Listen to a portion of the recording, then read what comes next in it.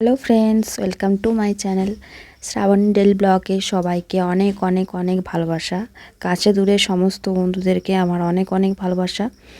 তো আজকে তোমাদের সামনে একটা রেসিপি শেয়ার করতে চলেছি। তো দেখতে পেলে মাছ, তো এটা রুই মাছ আস্ত।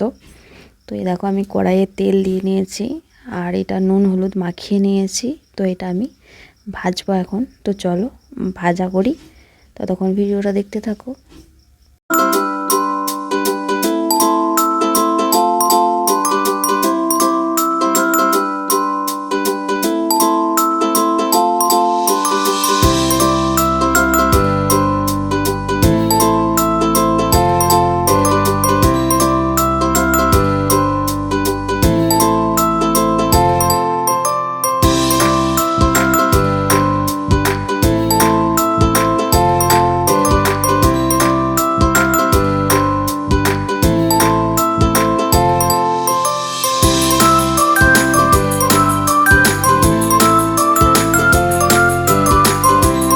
ফ্রেন্ডস, মাছগুলো একদিকে ভাজা হচ্ছে। এই দেখো আদা রসুন আর পেঁয়াজ বাটা একদম খুবই সামান্য পরিমাণে, আর মাছগুলো ভাজা হচ্ছে দেখতে পাচ্ছ। আর কাঁচা লঙ্কা টমেটো কুচি, এই মাছ রান্নাটায় লঙ্কার গুঁড়ো দেবো না, কাঁচা লঙ্কা শুধু ফেলে দেওয়া আছে। তো খুবই সামান্য হালকা পাতলা ঝোল করব। দেখতে থাকো ভিডিওটা। মানে এটা খাওয়া শরীরের পক্ষে খুবই উপকার, যে হালকা ঝোলটা। তো আমরা গ্রেভিভাবে এটা রান্না করব না, একটু হালকা হালকা ঝোল ঝোল রান্না করব। এটা রান্না হবে ফুলকপি আলু দিয়ে।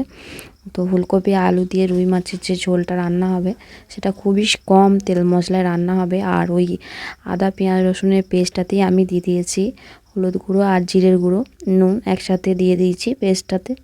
তো এগুলো সমস্ত উপকরণগুলোই আমার শিলে বাটা আছে। আর এই রান্নাটা আমি রান্না করেছিলাম আমার বাবার বাড়িতে। তো আমি এখন বাবার বাড়িতে নেই, আর এখন আছি শ্বশুর বাড়িতে। তো এখানে ভয়েসটা দিচ্ছি বসে বসে যখন আর কি। তো দেখো ফ্রেন্ডস, আলু আর ফুলকপি সামান্য খুবই সামান্য তেলে আমি ভেজেছি। তো তোমরা দেখতে পাচ্ছ কিন্তু যে তেল কিন্তু আমার কড়াইতে ছিটে ফোটাও নেই, হালকা হালকা তেল ছিল। যে মাছটার থেকে তেলটা ছিল একটু সামান্য, সেই তেলটাতে আমি ফুলকপি আলু ভেজেছি একটু হলুদ আর নুন আর কি দিয়ে।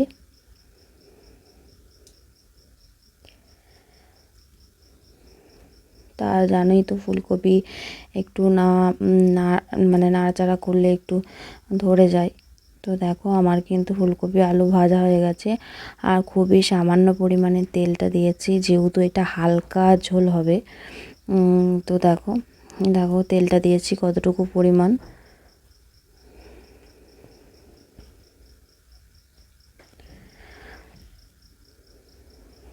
আর এই দেখো ফুলকপি আলু আমার ভাজা হয়ে গেছে। আর আমি ফুলকপি আলু ভাপিয়ে জলটা ফেলিনি, আমি একবারে ডাইরেক্টই ভেজেছি। আর আমি রান্না করছি হচ্ছে আঁচের উনুনে। আর দিয়ে দিলাম হচ্ছে 5 ফোড়ন তেলের মধ্যে। আর দিয়ে দিলাম পেঁয়াজ কুচি কিছু, দেখতে পাচ্ছ কতটুকু পরিমাণ আমি পেঁয়াজ কুচি দিয়েছি। খুবই সামান্য পরিমাণে পেঁয়াজ কুচিটা দিয়েছি। আর একটু হালকা করে নাড়াচাড়া করব, পেঁয়াজগুলো একটু হালকা হালকা ভাজা ভাজা হবে। আর এরকম আমি বাবার বাড়িতে গেলে প্রায়ই বিভিন্ন রকম রান্না করে মানে সব বাড়ির সবাইকে খাওয়াই। তো রেসিপিটা তোমাদের যদি খুবই ভালো লাগে অবশ্যই একটা লাইক করো বন্ধুরা, যারা এখনও লাইক করোনি আমার ভিডিওটা, তো একটু লাইক করে দিও। কারণ যারা ভিডিও বানায় তারা খুবই প্রত্যেক দিন খুবই কষ্ট করে ভিডিও বানায়। তো তোমাদের কাছে রিকোয়েস্ট, প্লিজ একটা লাইক করো আর কমেন্ট করো।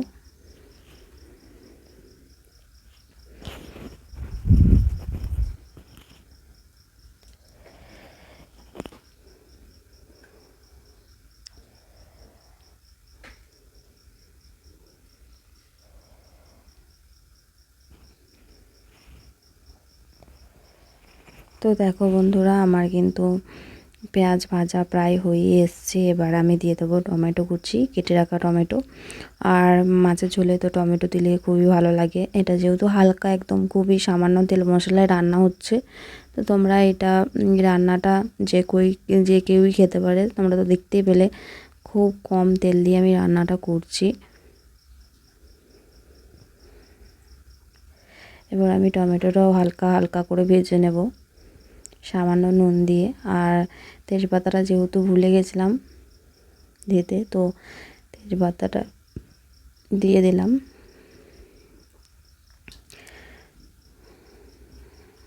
আর আমার কাজে হেল্প করছে আমার ঠাকুমা, সমস্ত কিছু রেডি করে রেখেছিল।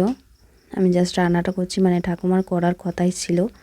তা আমি বললাম আমি ভিডিও করছি যখন রান্নাটাও করে নিই, তো তোমাদের সাথে শেয়ার করব।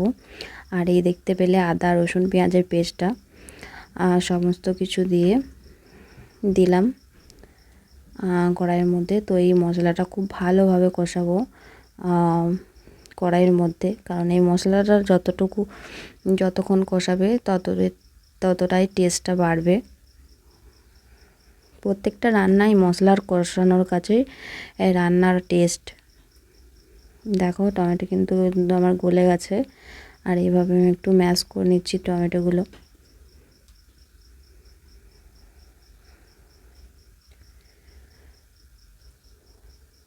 আর এক হাতে ফোন ধরে যে রান্না করা অনেকটাই কঠিন ব্যাপার, সেটাও তোমাদের সাথে শেয়ার করা।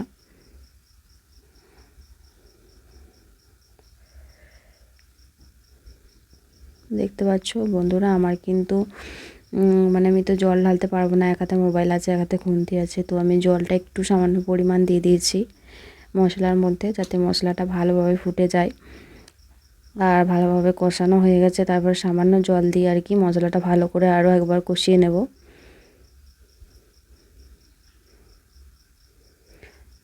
একটা খুব সুন্দর স্মেল এসেছে মশলার থেকে।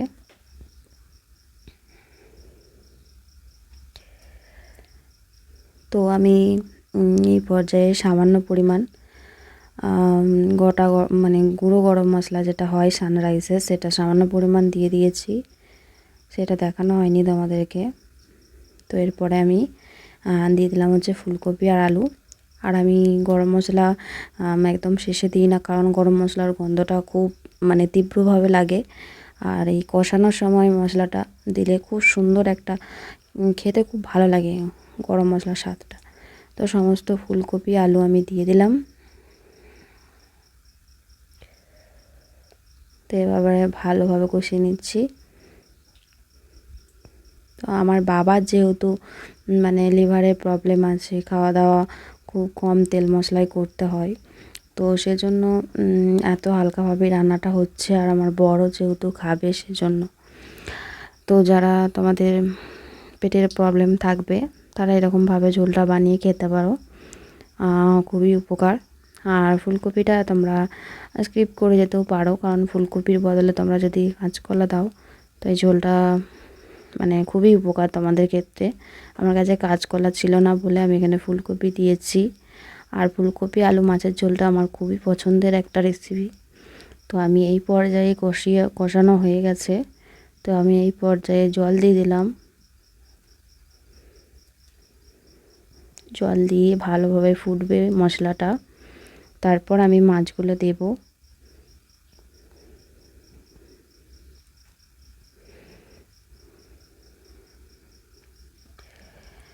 তো দেখো বন্ধুরা, আমি এই পর্যায়ে আমি ধনেপাতা কুচি রেখেছিলাম সেগুলো সমস্ত দিয়ে দিলাম। আর এই মাছের ঝোলে, হালকা পাতলা মাছের ঝোলে ধনেপাতার ফ্লেভারটা এত সুন্দর লাগে, কি বলবো, দারুণ লাগে। আমার ধনেপাতা খুবই ফেভারিট। সব দিয়ে দিলাম। তো বন্ধুরা, তোমাদেরকে মাছের ঝোলটা তখন শেয়ার করতে পারিনি, কারণ আমি একটু বাইরে দিয়ে গিয়েছিলাম। আর এই দেখো আমরা যখন খাচ্ছি, খেতে বসেছি, এই রকম হয়েছে মাছের ঝোলের কালারটা, লঙ্কার গুঁড়ো ছাড়া, শুধুমাত্র কাঁচা লঙ্কায় রান্না হয়েছে রান্নাটা। তো দেখতে পাচ্ছ বন্ধুরা, এরকম কালারটা এসছে, একদমই খুবই হালকা পাতলা মাছের ঝোল। তোমরা সবাই এটা খেতে পারো। তো বন্ধুরা, আজকের ভিডিওটা যদি তোমাদের ভালো লাগে থাকে অবশ্যই লাইক কমেন্ট করে শেয়ার করে দিও। তো চলো আজকের ব্লগটা এখানেই